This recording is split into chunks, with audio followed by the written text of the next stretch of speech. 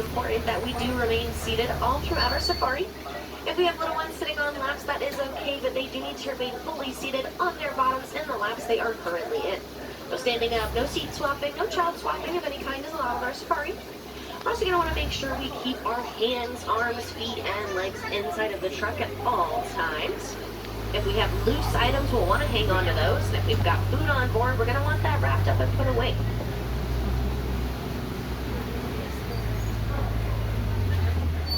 Now, if I have anybody interested in getting pictures today, I do recommend having those cameras out and ready to go.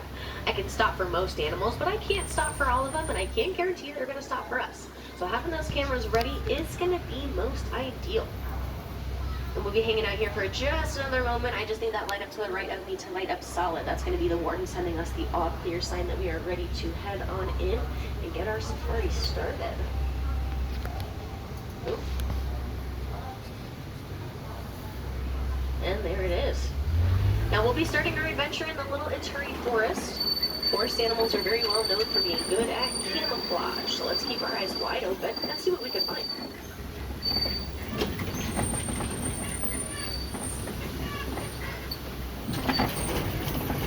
Ooh, I already see a couple animals. They'll be coming up on our left. These very large black and white birds are called saddle-billed storks. They get their name from a little yellow flash on their bill, which does indeed look like a saddle.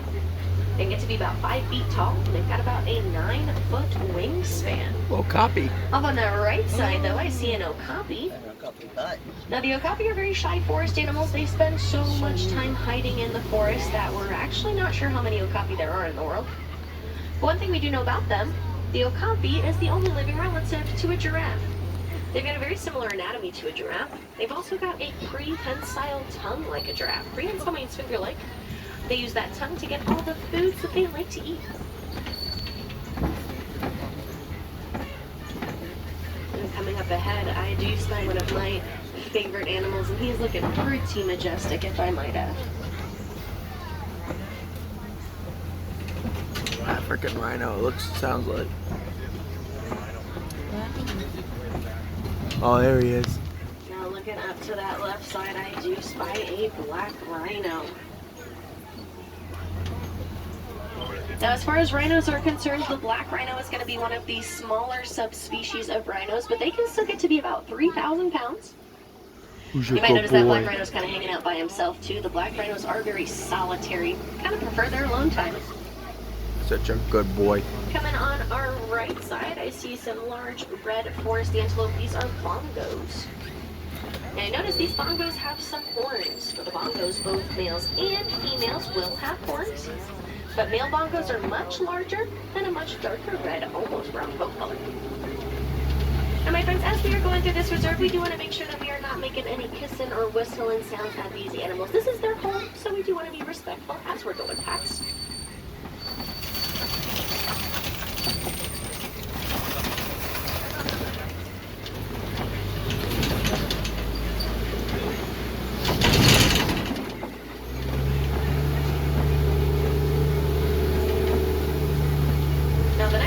Safari is going to be the Safi River, so we'll want to keep a pretty close eye in the water.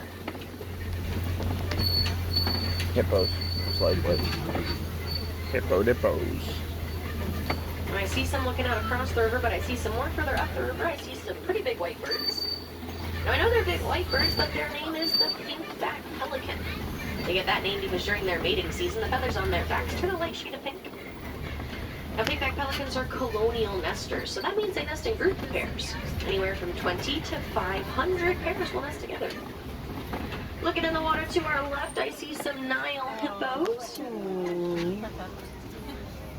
Now, hippos can swim, but they're really not very good at it. They would much rather just run along the bottom of the riverbed floor. And since hippos can hold their breath for up to 8 minutes long, that does make hanging out at the bottom of the river pretty easy for them. In fact, the word hippopotamus actually translates to river horse, because instead of swimming, they just prefer to gallop at the bottom of the river. Now, one of my favorite things about hippos, they've got some really big teeth. Hippos have incisors that can get up to 18 inches long. Now, they may use those great big teeth to defend themselves, but as far as food goes, hippos are herbivores, which is kind of just a fancy way for saying vegetarians. Now, speaking of some great big teeth, but definitely not vegetarians, on the left I see Nile crocodiles. Now, those Nile crocodiles, they're going to have one of the most powerful bite forces in the animal kingdom. They can weigh up to about 500 pounds. About half of their body weight.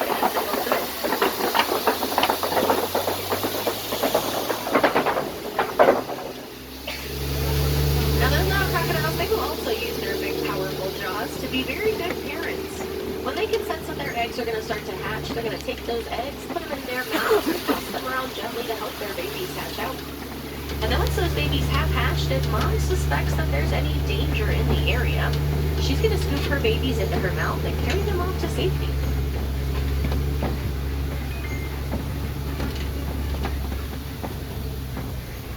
As we come around this way, our next stop is the African savanna. The savanna is going to be home to some of Africa's most famous and iconic animals, the ones we all know and love. Now, each and every one of these animals will play their very own unique but very important role in maintaining the habitat of the savanna. We'll have animals like giraffes. They use their long necks to eat the leaves and branches from trees. Not only does that help keep the trees clean, but it also allows sunlight to reach lower-lying plants. You're going to have grazing animals like wildebeest and antelope. They work very hard to make sure the grass is kept down. Even the predators will be important in the savanna, because they're going to make sure that there aren't too many animals eating too many plants. Good kitties. Such good kitties. Now, looking kind of off in that corner to the right side, I see some wildebeest hanging out there. Now, wildebeest, they are migrating animals and they are herd animals, so that means they like to move and they like to move together. About 1.5 million wildebeest will migrate anywhere from 500 to 1,000 miles within a year. Now, kind of off in the distance on the right side, I do see some giraffes. We're heading that way, so I'm hoping we're going to get a pretty good look.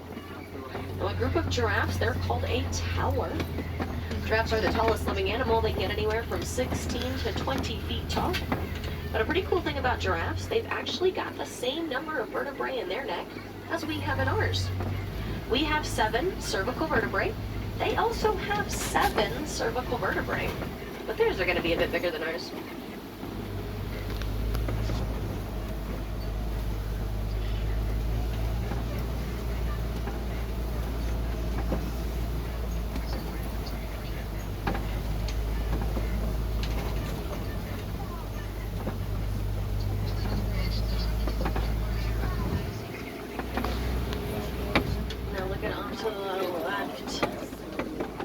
I do see some Ankole cattle.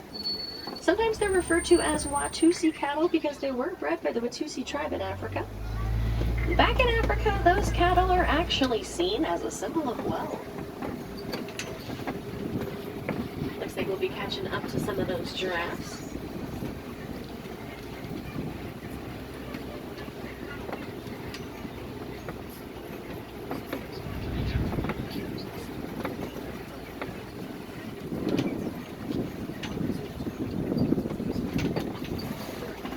Now, if you think back to the okapi that we saw, we mentioned the okapi and the giraffes, they both share a prehensile tongue. Again, prehensile means finger-like. The tongue of a giraffe can get to be about 18 inches long. Now, we're heading in the same direction that they are heading, but we do get a pretty good look at a couple of the tails on these giraffes. Now, from the base of that tail all the way down to the very longest hair on that tail, that length is roughly about the same length as their neck.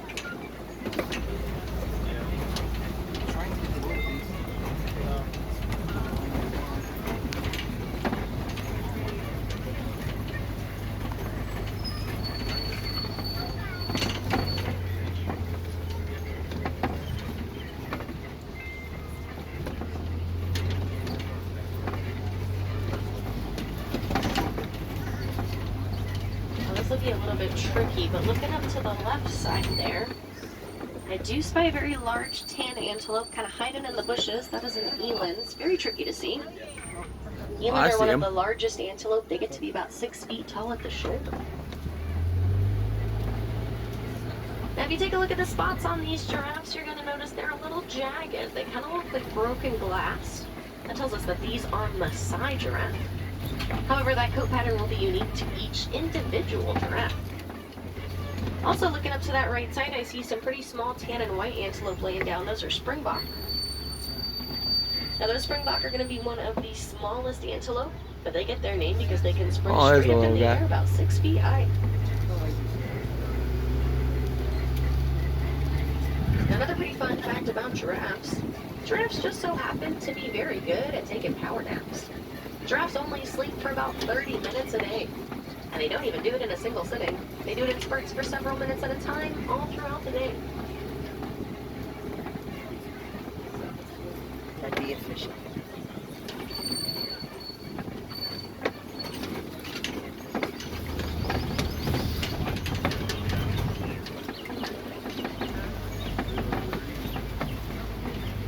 After this is just gonna be giraffes.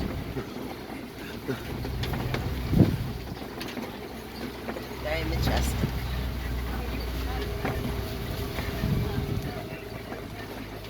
What's up, guys?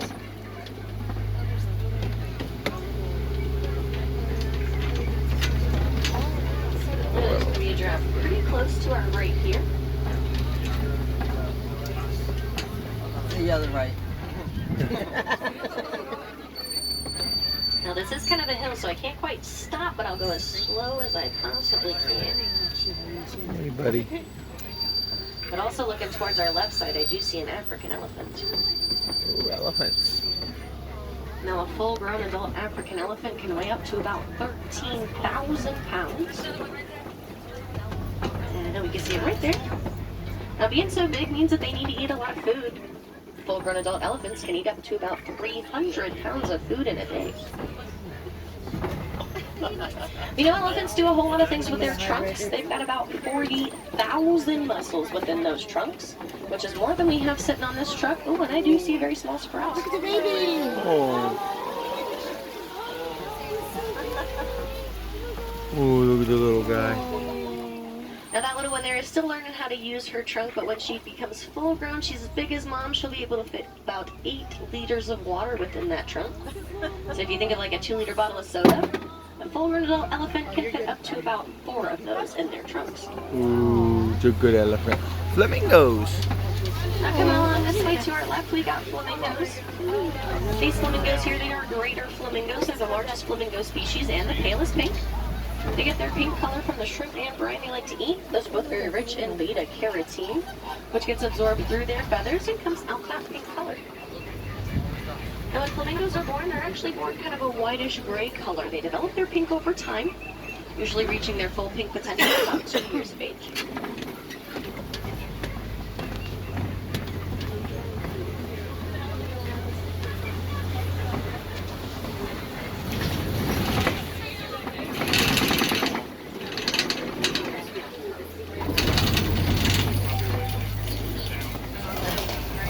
Rhino butt. I think we're going to have one on the right as well. We've got some white rhinos. Now the white rhinos are going to be one of the larger subspecies of rhinos. They're actually the largest subspecies of rhinos. They can get to be about 6,000 pounds. Now the white rhinos are very social. They like to spend time together. The group of rhinos is called a crash. Beautiful. I want to pet it. No, you don't. No, you really don't. That thing would want to gore you with its horn. Just like a lion would want to maul me if I wanted to pet it. Now as we make our next turn, my friends, we're going to keep a close eye up on our left side. We are looking for cheetahs, but I think I might have already spot one. Yes, I can see one walking in the back. It's kind of walking towards us now. Oh. And I see another one a little further up ahead. Now cheetahs, they are the fastest land mammals. They can run up to speeds of about 60 to 70 miles per hour. But they are sprinters, they're not endurance runners, so they only maintain their top speeds for a couple hundred yards. But they can reach those top speeds in about 3 seconds. Who's a good cheetah? Now one of my favorite things about cheetahs do not roar, but they do meow. They make a chirping sound and they purr. Now most other predators will prefer to hunt at night, but cheetahs are actually going to prefer to hunt during the daytime. Because of that, they have those black streaks that go down their faces. Those actually allow them to reflect the glare from the sun, so they can see as they hunt in the daylight. Ooh. I know what's coming. The big kitties.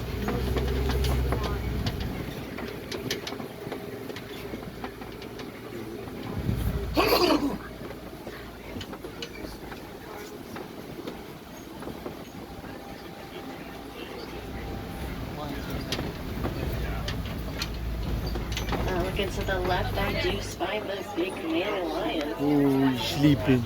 Now you might notice he is sleeping. Those cheetahs that we saw, cheetahs might sound like your house cat, but lions are going to sleep like your house cat. Lions can sleep anywhere from 16 to 20 hours a day. You're a big kitty. And I do see the female lioness just up above him there. When it comes to lions, it's those females that go out and do the hunting. Males stay back, they guard the territory, and they guard the cubs. That is if there are cubs. If there are no cubs, the males are going to be out hunting with the females. Now, my friends, the roar of a lion, it can get to be very, very loud. At top volume, their roar can be heard up to about 5 miles away. And to put that in perspective, my friends, 5 miles is about the same distance between Animal Kingdom all the way over to Epcot. He's your good kitty. He's your best kitties.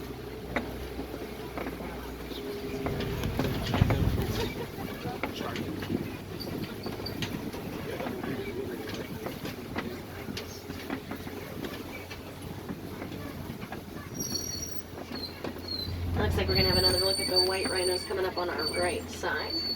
Now think about the white rhinos. They're actually not white. They get their name as a bit of a miscommunication. As we come by, if you take a look at their mouths, you'll notice their mouths are very wide. They were originally named wide after that mouth, but the Afrikaans word for wide is weit. So when the English came to Africa, what they thought was being said was white. The term white rhino is just stuck from there.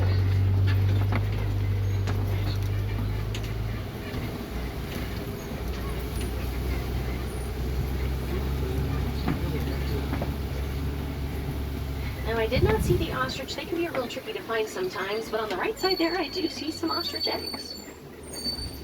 Now, individually, those eggs can weigh up to about 3 pounds. They're going to be super strong. An average-sized human could actually stand on an ostrich egg and it would not break. You might have also noticed that those eggs were not in a nest. That's because ostrich don't make nests. Instead, what they're going to do, the most dominant female in the group, she's going to lay her egg in the middle, and the other females will lay their eggs around her.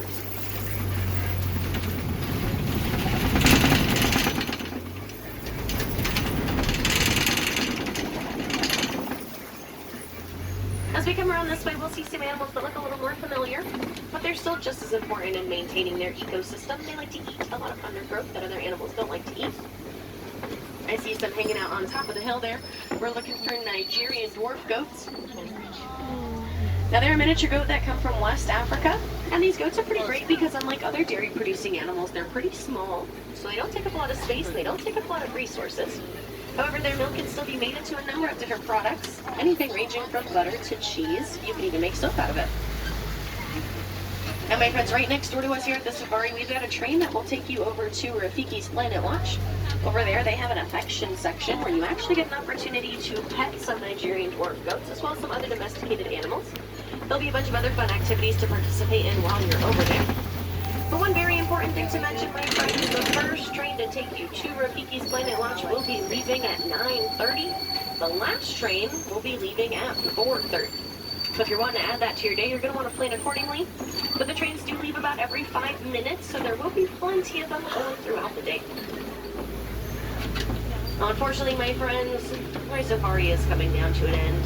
But that doesn't mean the adventures have to. There are still so many more places to find animals while you're out exploring Disney's Animal Kingdom. Right next door, we've got the Gorilla Falls Exploration Trail. That's a brief walking trail that's going to give you an up-close look at some of the animals we saw today, as well as some new ones. Over there, they will have more okapi. They're going to have an underwater viewing area for the hippo, which is perfect because the water is exactly where hippos want to be. They're going to have some meerkats, there's some naked mole rats, some gorillas, and many, many more. Over in Asia, we've got the Maharaja Jungle Trek. That one gives you an up-close look at Asian animals like Komodo dragons, Asian water buffalo, and even some tigers. Now, if you really like the Nile crocodiles that we saw here in our safari, you're going to want to head into Dino Land USA. We've got an American crocodile over there, and he's going to be a little bit bigger. Now, if I have Wilderness Explorers on board, you guys have been riding the Simba 1. Simba like the lion and the number 1. You're going to be grabbing your badge just up the hill by the umbrella.